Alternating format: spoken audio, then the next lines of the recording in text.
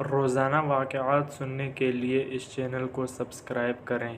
اگر انسان کسی کو آگ سے مار دے یا کسی چیز سے مار دے، اس کی تکلیف زیادہ دیر تک باقی نہیں رہتی، لیکن زبان سے بعض اوقات انسان ایک ایسا کلمہ کہہ دیتا ہے جو زندگی بھر انسان کو نہیں بھولتا۔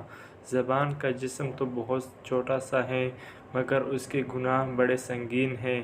ان سنگین گناہوں میں سے ایک گناہ زبان درازی بھی ہے۔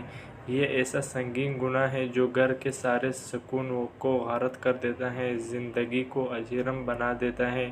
اگر اس کا سبب کسی خاتون کی زبان درازی ہے تو اس کے لیے اس حدیث میں یہ عذاب اور وبال بیان کیا گیا ہے۔ اس لیے خواتین کو اس بات کا خیال رکھنا چاہیے کہ وہ زبان سے کوئی ایسا کلمہ نہ نکالے جس سے ان کے شوہر کو تکلیف پہنچے۔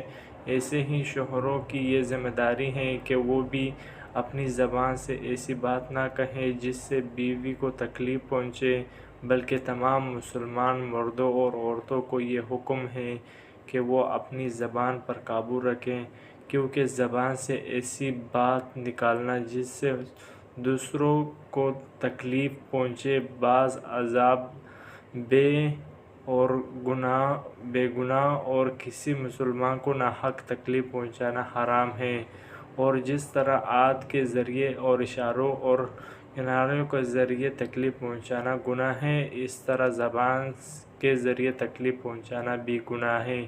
اس لیے اس بات کا اہتمام کرنا چاہیے کہ زبان قابو میں رہے اور زبان سے وہی بات نکلے جس سے دوسروں کا دل خوش ہو اور دوسروں کو تکلیف نہ پہنچے۔ اگر آپ کو ویڈیو اچھی لگی تو چینل کو سبسکرائب کریں۔ شکریہ۔